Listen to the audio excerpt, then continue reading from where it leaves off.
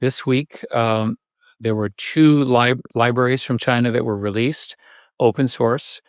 One is a problem solver that's very powerful, and another one is a large language model that's equal, and in some cases exceeds the one from Meta, with it they use every day. It's called Llama 3, 400 billion. I was shocked when I read this because I had assumed that in my conversation with the Chinese, that they were 2 to 3 years late. It looks to me like it's within a year now.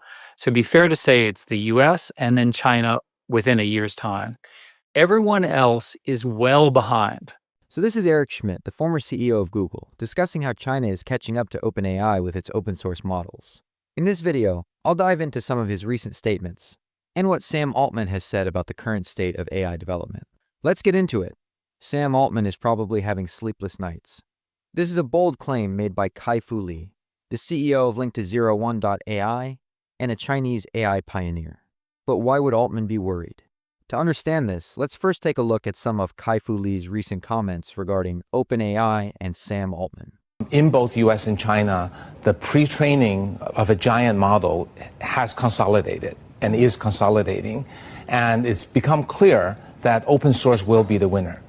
There's still many that will not concede, right? OpenAI, Anthropic, who build their businesses believing they can build a better closed model than everyone else. I think they got shocked when they saw a model as good. If you think about OpenAI's cost of $7 billion of operating costs in 2024, DeepSeek probably operated with 2% the operating expense. So the issue really isn't whose model is 1% better. I think they're all very good. But the issue is OpenAI's model even sustainable, right? I mean, you're spending $7 billion a year, making a massive loss, and here you have a competitor coming in with an open source model that's for free. And that company also is infinitely lasting because this founder has enough money to fund it at the current level and has reduced the cost of computing by a factor of 5 to 10.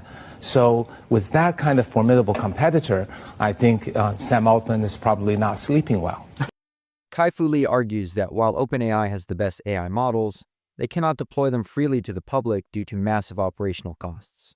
OpenAI's financial losses in 2024 were staggering, with the company reporting approximately $5 billion in losses against $3.7 billion in revenue, a significant financial shortfall.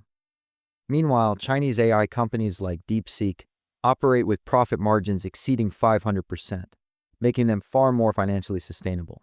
One of the biggest reasons behind this massive profitability gap is, without a doubt, pricing. And when you take a closer look at the numbers, it becomes clear why OpenAI might be in trouble. DeepSeek R1, which is currently China's leading AI model, has absolutely mind-blowing API pricing compared to OpenAI's offerings. Let's break it down. DeepSeek R1 charges just 55 cents per million input tokens and $2.19 per million output tokens. That's ridiculously cheap.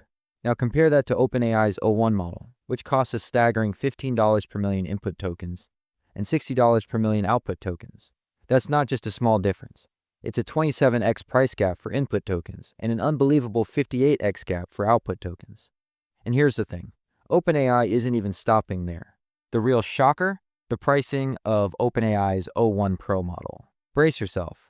$150 per million input tokens and a jaw-dropping $600 per million output tokens. Yes, you heard that right. $600 per million output tokens. That's an insane jump, and it raises a serious question. Has OpenAI completely lost its mind with these prices? Are they just trying to squeeze enterprises dry while more affordable and competitive models flood the market? Because let's be real, at these rates, even the most well-funded companies will start looking for alternatives. And that's exactly where DeepSeek is playing it smart. I can almost guarantee that when DeepSeek R2 launches next month, it's going to deliver the same, if not better, performance at a fraction of the cost. OpenAI knows this, and Sam Altman definitely sees the threat. If this trend continues, it's not just about competition. It's about OpenAI potentially pricing itself out of the market. Instead of lowering their prices to compete with Chinese AI companies, OpenAI has reportedly taken a different approach. They want DeepSeek banned. This might sound unbelievable, but it is actually happening. A recent policy proposal from OpenAI explicitly describes Chinese AI lab DeepSeek as state-subsidized and state-controlled. In this document, OpenAI recommends that the US government consider banning models from DeepSeek and similar Chinese AI companies. Essentially, OpenAI is saying we can't compete with DeepSeek because they are backed by the Chinese government. Further, OpenAI argues that DeepSeek poses a national security threat and that user data could be sent to China. However, this claim is misleading. DeepSeek R1 is an open-source model, meaning anyone can download the model weights and run it locally on their own hardware. There are multiple ways to use DeepSeek safely without worrying about data being transmitted to China. For example, you can run it on Perplexity AI or other decentralized platforms. This isn't the first time OpenAI has tried to take down DeepSeek. When R1 was initially released, OpenAI accused DeepSeek of using OpenAI models to train their own AI, which would be a violation of copyright laws. However, OpenAI itself has since argued that AI-generated content should not be protected under copyright laws. This blatant hypocrisy raises serious questions. Why does OpenAI believe AI-generated content should be free from copyright protection when it benefits them, but they accuse DeepSeek of copyright violations when it threatens their business? I covered this drama in detail in a previous video, and I'll leave a link in the description. The AI race is now moving at full throttle. On one side, we have Chinese AI giants like DeepSeek, Alibaba, and Baidu. On the other side, we have OpenAI, Google, xAI, and Anthropic.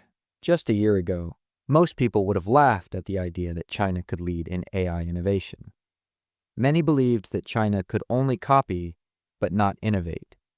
However, DeepSeek R1 has proven those assumptions wrong.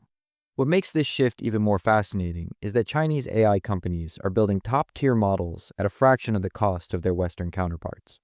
More importantly, they are releasing these models as open source, which is driving massive adoption worldwide, including in the US. Eric Schmidt, the former CEO of Google, has been vocal about China's rapid advancements in AI. Here's what he had to say. It is literally remarkable human achievement of intelligence and the things that we can do and the advances in science and on and on. There's a point at which, maybe in the next year or two, where the systems can begin to do their own research. They're called AI scientists as opposed to human scientists. So you go from having 1,000 human scientists to 1 million AI scientists. I think that increases the slope. When you're moving at this space, it's very hard for your competitors to catch up. That's the race. It is crucial that America wins this race globally and in particular ahead of China. So a rough scenario is that if you assume the frontier models drive forward and a few of the open source models, it's likely that a very small number of countries can play this game. What are those countries, or who are they? Countries with a lot of money and a lot of talent, strong educational systems, and a willingness to win. The US is one of them. China's another one. How many others are there? Are there any others? I don't know, maybe. But certainly in your lifetimes, the battle between the US and China for knowledge supremacy is going to be. Schmidt warns that China is no longer playing catch-up. It is rapidly developing AI models that match or exceed the capabilities of Western models. He also highlights how China's aggressive AI policies and government support are giving them a competitive edge over private companies like OpenAI. This rapid development is forcing companies like OpenAI into a defensive position. Instead of focusing on making their models more affordable, OpenAI is lobbying for regulatory bans against Chinese AI companies. The AI landscape is shifting faster than anyone expected. China has proven that they can develop world-class AI models while maintaining cost efficiency and openness. Meanwhile, OpenAI and other US companies seem more focused on restricting competition rather than improving affordability.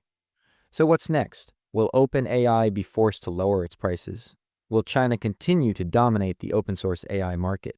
Will governments start imposing AI bans to control the competition? One thing is clear.